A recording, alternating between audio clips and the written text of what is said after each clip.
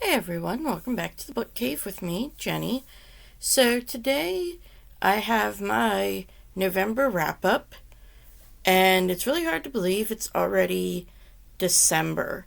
I feel like this year's gone really, really fast, and then I feel like certain months went really, really slow. But yeah, I don't have a whole lot of variety this month.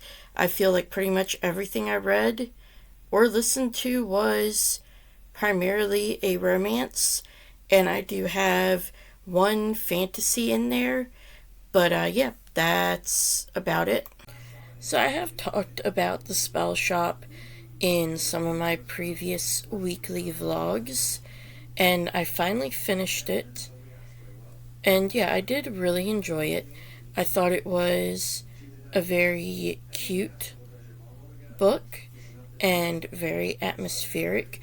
I really enjoyed the island setting, and I did feel like this was a pretty cozy fantasy, even though there were some spots where there were kind of higher stakes, like I said, with the first chapter, and you learn about the revolution and all that, but it quickly moves away from that and just focuses on kind of, the quiet life and making friends and everything. I really have to say I enjoyed Kaz. He was a very fun character and a very unique character, as was Meep the Cactus. And yeah, overall, I did really enjoy this book, and I did like the fact that it was kind of a more relaxed romantasy and a more low spice. Really, I would say no spice, except there are a few kisses, but other than that, like, it was just a very calm and sweet romance and fantasy. And I do feel like this is one that you might struggle to get into if you need like a really strong plot, because I can say this is definitely, little plot, all vibes, but I just feel like the descriptions are done so well, and it really brings Caltree to life. And I would be interested to read some more in this series and learn some more about some of the friends that were made along the way. So, Swift and Saddled is actually book 2 in the Rebel Blue Ranch series. However, they're pretty much interconnected standalones.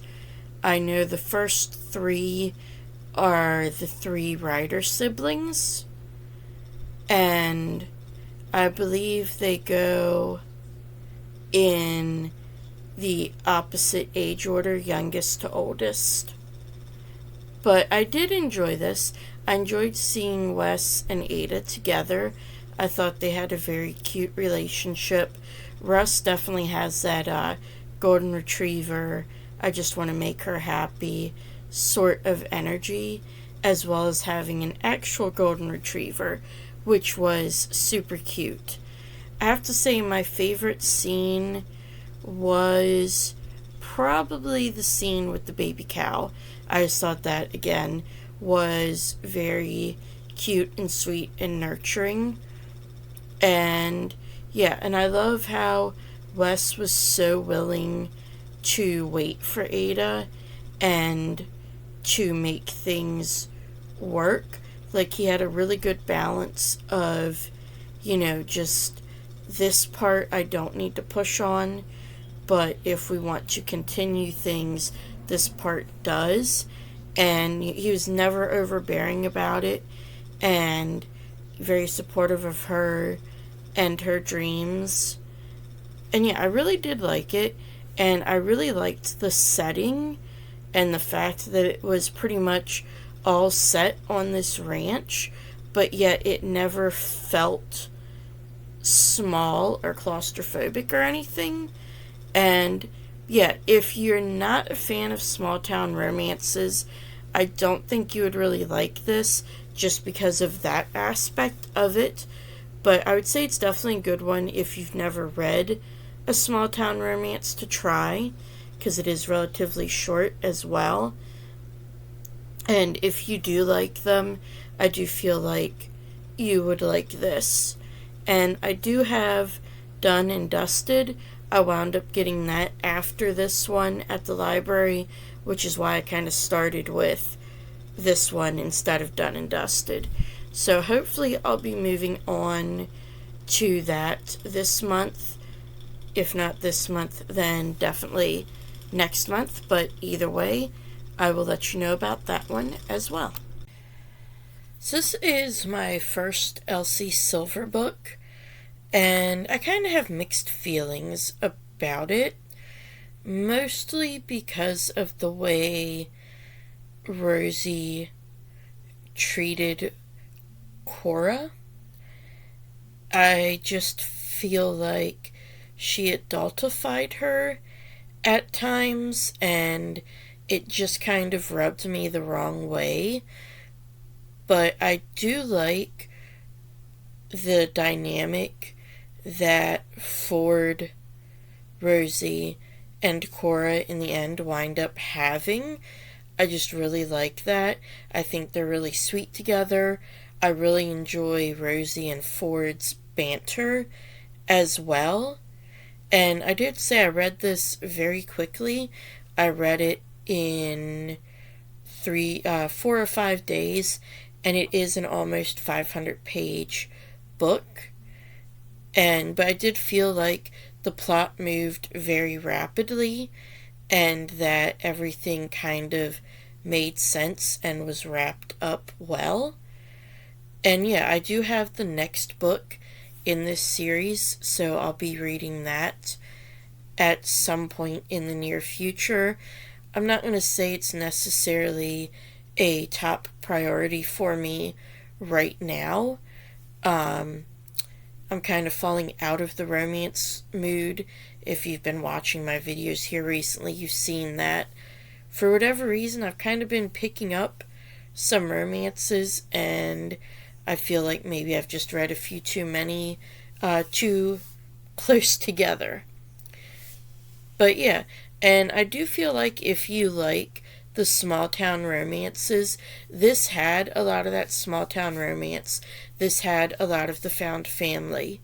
And as a bonus, it's also kind of a billionaire romance as well, because Ford is the sexiest billionaire.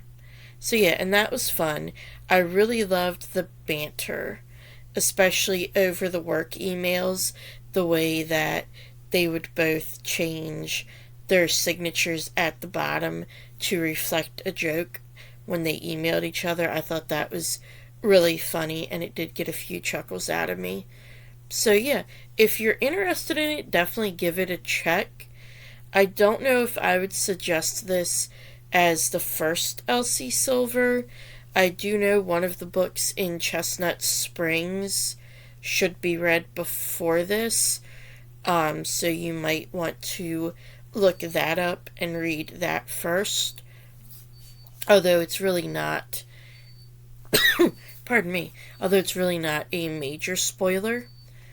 What happens, we just have Ford's sister is in, I believe it's the second or third book in Chestnut Springs series.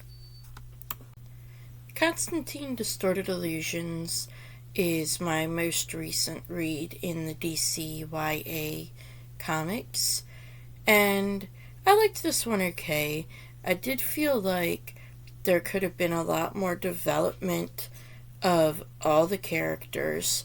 It was definitely very YA with the whole edgy music, teen rebellion, and that sort of thing, and just being like, kind of bullheaded and thinking you know best, which I know there's anything wrong with that.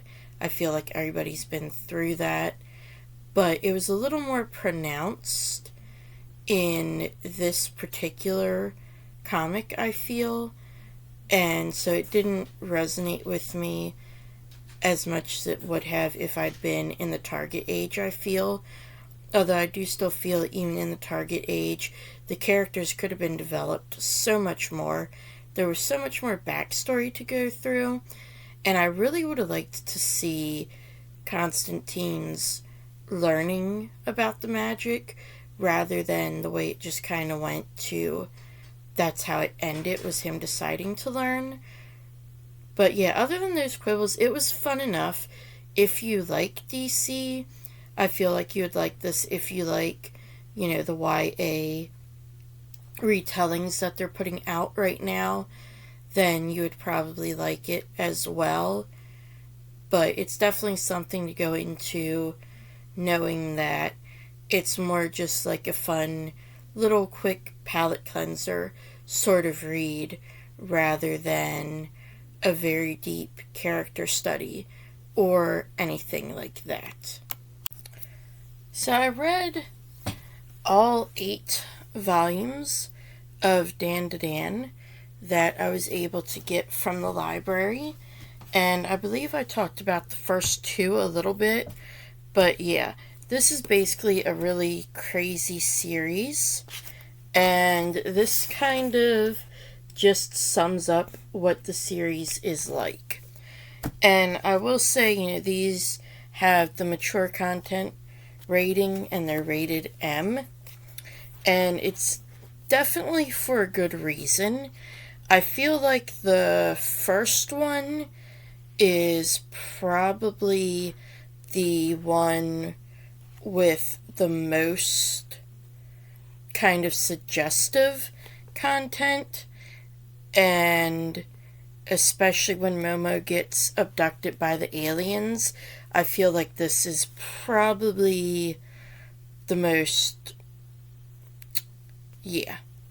just there's a lot of things in this one, but it's super crazy.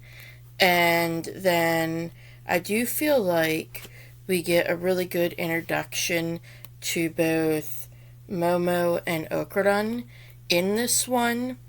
And I have seen some complaints that the situation Momo winds up in is played for laughs. I don't really feel like it is. It's definitely an issue, but I don't feel like it's played for laughs. I feel like it's something that is supposed to be, taken serious, that it's wrong for that to have happened. Then we get into volume 2, and we get a little bit more backstory, and we learn a little bit more about Turbo Granny that we met in book 1, and learn a little bit more about Okradon. And this is where the friendship really starts to develop, and it starts to get really cute in the way that they're awkward around each other. And yes, I found that really interesting. And then the ending of this one is definitely a cliffhanger. Then when you get into volume 3, you have one absolutely heartbreaking chapter. And it just was kind of crazy that was there. And then we do meet a new character and get some more wacky shenanigans, and we get another member of their little group. Then book 4, we get to learn a little bit more about the creatures from the last volume, and we are introduced to another crazy cast character who is just kind of there for, I feel like, laughs, but I feel like that character does it very well. And then volume 5, we get yet another character who is also having some supernatural issues, so we delve into that here. And then we have a side story about aliens and soda cans. So that was fun. And then the way that the main story in this ended, you just immediately kind of want to jump into volume 6. So then in volume 6, you get obviously the conclusion of what happened in volume 5, and we learn the ramifications of that and find out a rule for how this spirit can coexist. And then volume 7, we have a little bit of a training arc, and we come to the conclusion of the spirit that they were trying to contain over the last several volumes. That was probably one of the longer arcs. And so now we have another new ally here.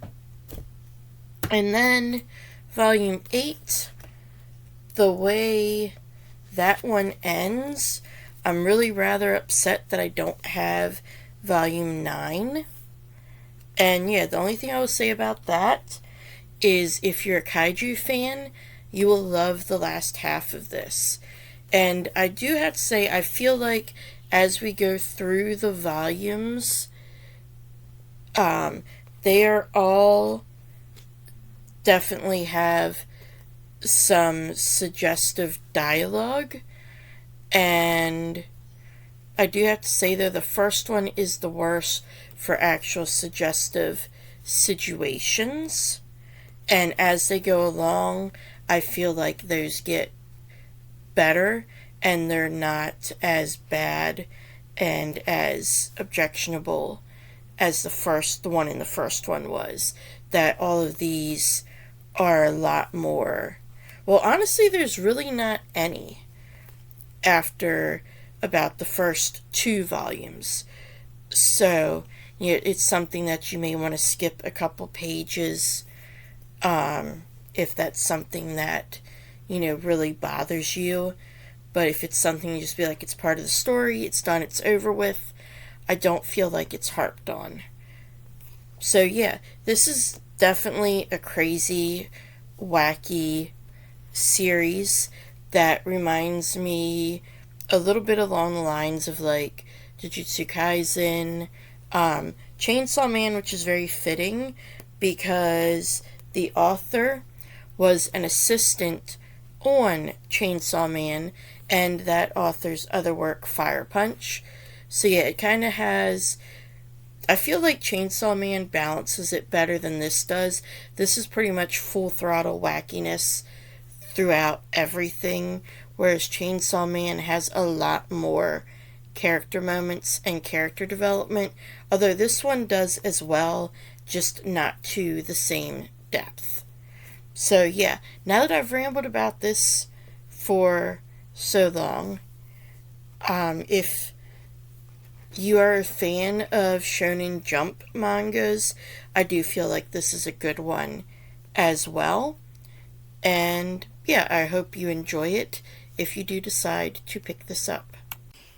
Icebreaker is the first book in this series, which is the Maple Hills series. Sorry, it took me a second there. So this follows Anastasia and Nate, and this is kind of a college hockey romance, and I did like the fact that Anastasia was also an athlete.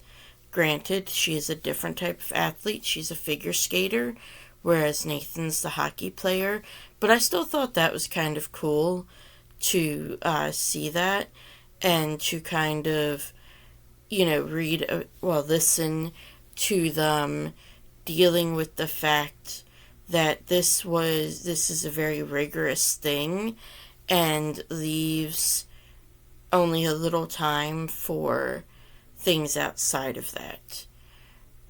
Now, I will say this definitely isn't my favorite romance book, but I don't necessarily dislike it that much either. I do definitely recommend the audiobook.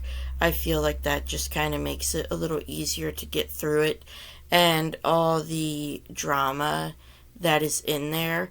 And I will say most of the drama is from an outside source, and it's not necessarily relationship drama, so that part was a little refreshing. And I do really love the relationship that Anastasia and Nate have, and I feel like the way it starts out, and it does truly grow. I think that's really nice to see, and it's nice to see them work together as well.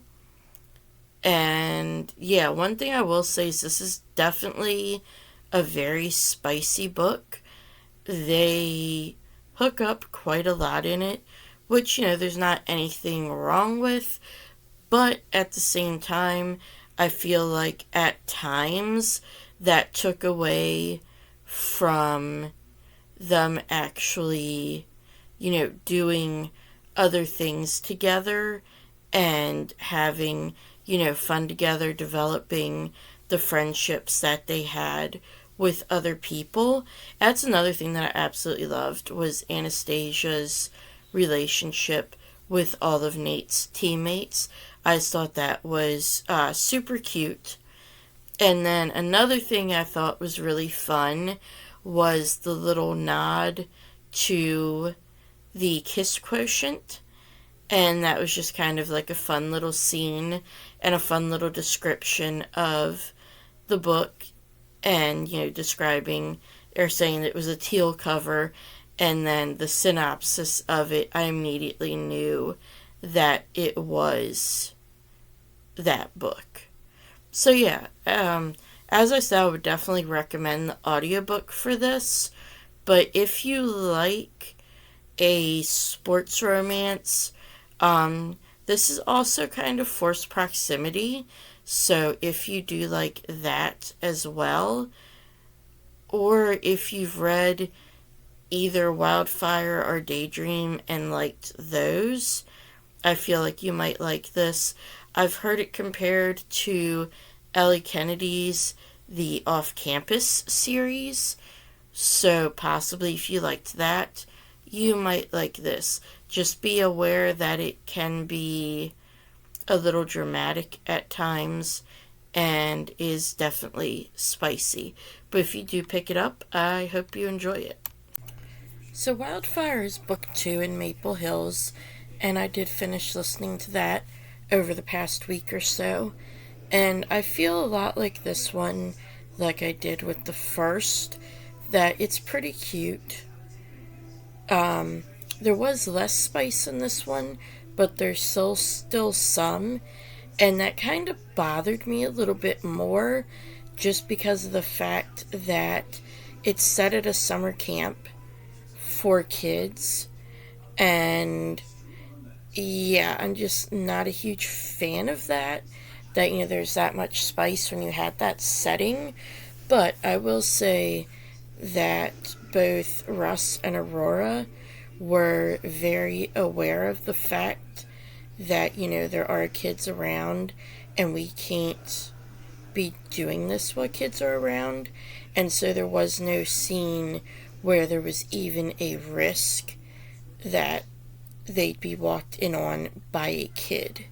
So that much I did appreciate. And also, like the first book, it deals a lot with family expectations and distant and or overbearing family and things like that.